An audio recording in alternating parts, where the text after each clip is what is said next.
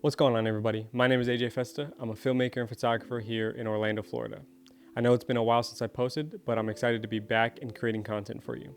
As you already saw by the title of the video, today we're going to be breaking down my Sony A7S3 rig. Let's jump right into it. Okay, to start us off, we have this Sony A7S3 and the Sigma 24-70 2.8 lens. Now, jumping to the Sony A7S3 was a big deal for me because I went from Canon to Sony.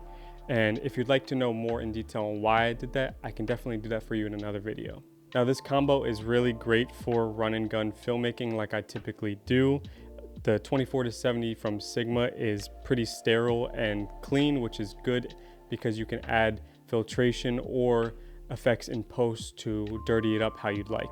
I forgot to mention, but I will be listing every piece of equipment I talk about today down in the description. There will be affiliate links. It doesn't cost you anything to purchase through the links, but it gives me a little kickback, which allows me to keep making these kind of videos. Now, one of the most essential pieces of a camera rig is going to be a cage. Now, when piecing out this rig, I really wanted to get the tilted cage for the A7S3, but for a job I had coming up, it wouldn't have gotten here quick enough, so I went with a cheap alternative to hold me over, being the Magic Rig cage. Now, I know Magic Rig is typically known for the cheaper camera parts, but I will say the price versus the quality for this cage made it definitely worth it to get and has held up perfectly fine. I do still plan on getting the tilted cage down the line, but this one has held up just fine for the time being. Before I put this cage on the camera, I want to mention that I have a small rig hand strap on the side here. It makes filming for longer hours a lot easier. All right, let's put this on. While I'm putting this cage on, I will tell you my one gripe that I have with the cage, and that is that the bottom doesn't have a built-in Arca Swiss, which I would prefer to have for when I'm making these content type videos. Now that we got the bottom tightened on, we're gonna put in the little anti-twist screw that goes on the side. Something that I planned on getting to counteract the fact that this doesn't have an Arca Swiss plate on the bottom is Tilta just released a Arca Swiss and Manfrotto plate all in one that one half is Arca Swiss and the other is Manfrotto, which will allow me to use this as an Arca Swiss for smaller lightweight tripods like I'm filming on right now, and also have a Manfrotto plate for what you'll see further in the video on this rig. Okay, now that we have the cage on, I can show you that this cage has a NATO rail built in on the top, a NATO rail on the left side, and it has two cold shoe mounts on top of the rig. We're gonna flip the camera upside down, and next I'm going to add a small Manfrotto 501 base plate.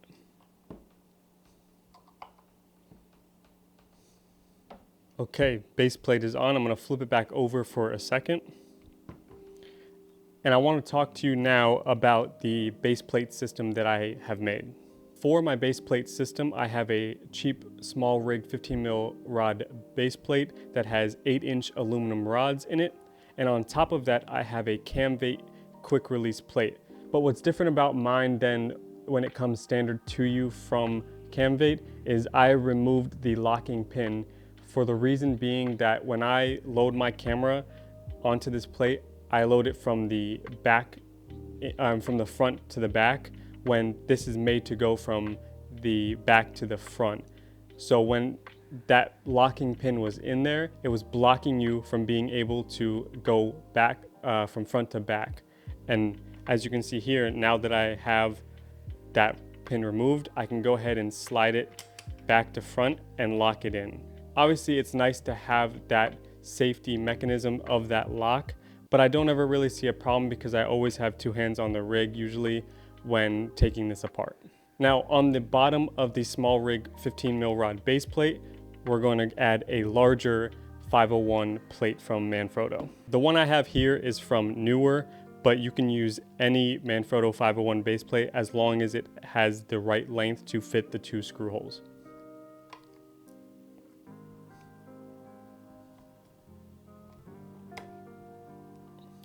Okay, now that we got that nice and tight, we're gonna flip the camera over. You guys know that I like to do the base plate first because that allows you to have a steady rig to build the rest of the rig on. Okay, looking at it from the side, you can already see that this is a pretty cool looking little rig. This would be nice to put if you need to on a gimbal. That way you can still have the cage and rail system for a follow focus or something, but not have to worry about any other accessories. I'm gonna move this to the side for a second so I can explain the next piece. The next thing we're gonna add is a combination of 3 different parts, which I will, like I said, link to everything in the description. This is my V-mount solution. I am using the insta V-mount plate that has the 2 D-tap ports, the DC port, and the USB-C port. I think this is the updated one. They used to have an older version, but this is the updated one. I have the V-mount plate attached to a A7Siii Rig cheese plate, a super simple one that you can get for pretty cheap on Amazon. And on the bottom, I have the small rig 15 mil clamp that you can find pretty much anywhere. And they're super cheap for a 2-pack. And you put all 3 together and you have a nice, really sturdy, all metal V-mount plate. Bringing the camera back in, I'm going to make sure I flip the monitor out. Quick pro tip, if you're going to be adding a V-mount plate on the back, sometimes it can be hard to get it to slide on. If you loosen up the rails from whatever else you have connected to it just a little bit, then it makes it a little bit less tension to try to slide things on. Just make sure that you're holding it when doing it. So I'm gonna go ahead and slide this on. I'm gonna go fairly close, but not all the way in just yet, because you'll see in a second. I'm not gonna lock it down just yet because I wanna talk about the next piece of equipment, which is the Condor Blue NPFZ to D-tap dummy battery. It's important that you get a higher quality dummy battery because ones that aren't regulated could fry your camera. These ones from Condor Blue are regulated and will keep your camera safe. I'm gonna go ahead and put this dummy battery into my camera, and I leave the battery door open. I'm next going to hide this coiled cable down in between the camera and the V-mount plate, and I'm going to plug into this camera right side D-tap port. Now I'm just gonna kind of fix up the cable a little bit on the inside, and then I will slide in that V-mount plate as far as I can without it damaging any cables. Now that it's slid in, I'm gonna go ahead and lock this thing down, and I can go ahead and turn my monitor here. As you can see, the height that I mounted this V-mount plate onto the cheese plate allowed for me to have clearance of the V-mount release pin and still be able to move my monitor without it damaging it. I'm gonna slide this back out just for a second. Okay, so we're definitely getting a little further with the rig, but next I'm going to add a top handle. Now there are a bunch of different top handles that you can go with. The one I have currently is the one that I had previous to this rig. I do plan on getting the Little Singer from insta, the version 1, because I like the ergonomics and the size a lot better than this one. This is also a NATO clamp style top handle, just like the insta one will be. Which means I can go right onto the top of the cage without any extra nader rail on top. So I'm gonna make sure I center that nice and even. And now to mount my monitor, I'm going to use a small rig swivel mount. Just like I said in my previous video, make sure you're locking down the monitor mounts because you do not want them to slip off on you while you're using it. Okay, we have the top handle and the monitor mount on. As you can see, looking pretty cool here. Now, to talk about monitors, there's 2 different monitors that I use with this rig. The first one that I use, that I had before even getting this camera, is the Atomos Shinobi 5-inch with the SDI. I have the SDI version because I use this for other cameras as well, and I like having the flexibility of both HDMI and SDI. Before I put this on there, I want to show you the second monitor that I use for this rig. The second monitor I use is the Hollyland Mars M1 monitor for when I need to transmit video signal to a receiver. This thing is really cool and definitely worth the money. As you can see, I'm using it right now to monitor my camera for this YouTube video. For the sake of this video, I'm not going to mount this monitor on there. I'm gonna leave it back where I had it. And I'm going to mount the Atomos Shinobi. I think they discontinued this version of the monitor, but I will try to find it and link it in the video as well. We're gonna go ahead and screw that on there nice, tilt it up. And once again, please tighten down your monitors because you do not want them to fall off. I've had it happen to this specific monitor too, and it ruins your day. We're getting pretty close. There's still a couple things I want to add and talk about, so let's go ahead and do that. Next, we're gonna be powering the rig. And as you know, I power off of V-mount, and the V-mount batteries that I use are from Indy Pro. This is the Alpha 99 series, and then I also use the Micro 98 For the sake of this video, I'm going to be putting on the Alpha 99 because it is smaller and fits the rig aesthetic better. Let's go ahead and lock it in. As you can see, this is a pretty much complete rig, but there is some other things we still have to add. One more main accessory and then some cables.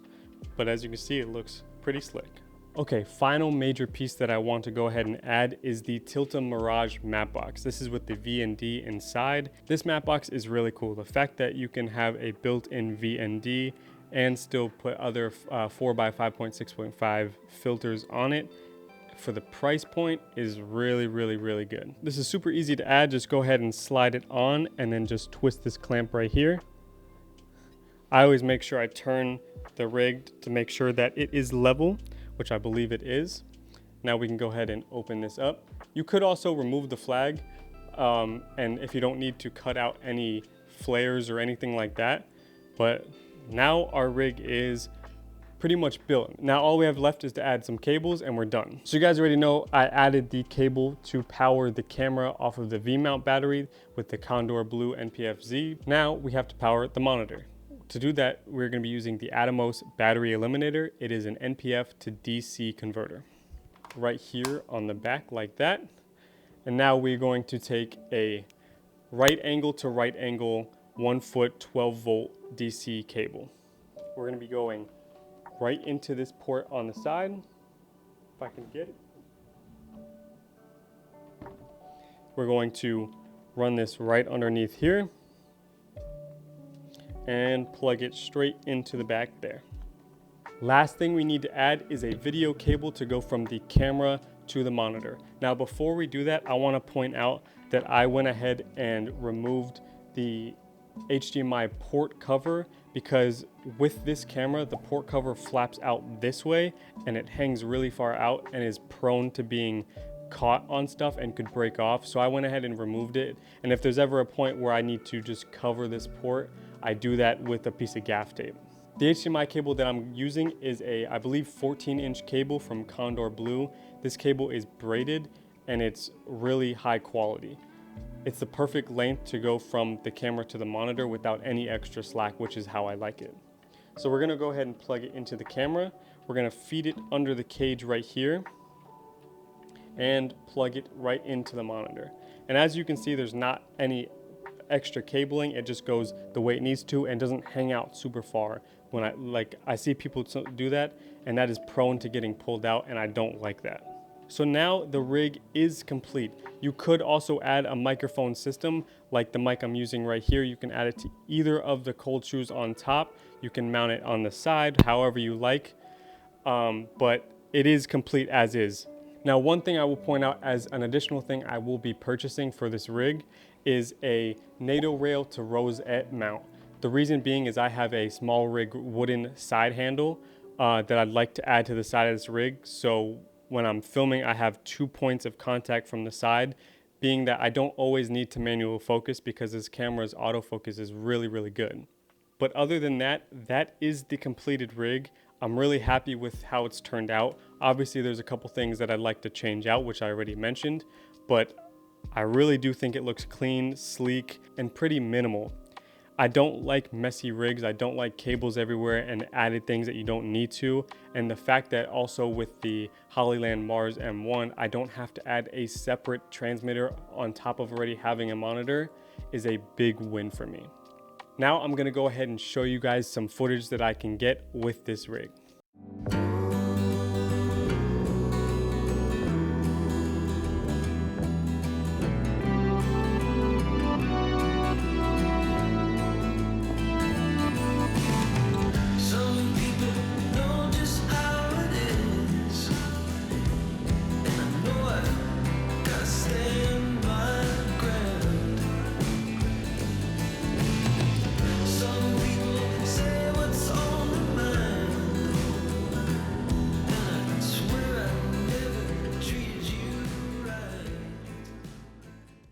I hope you guys liked the footage that you saw coming from this rig. Let me know what you guys think in the comments. If you have any questions at all about this rig or things that you should do to your rig, feel free to either leave them in the comments or DM me on Instagram.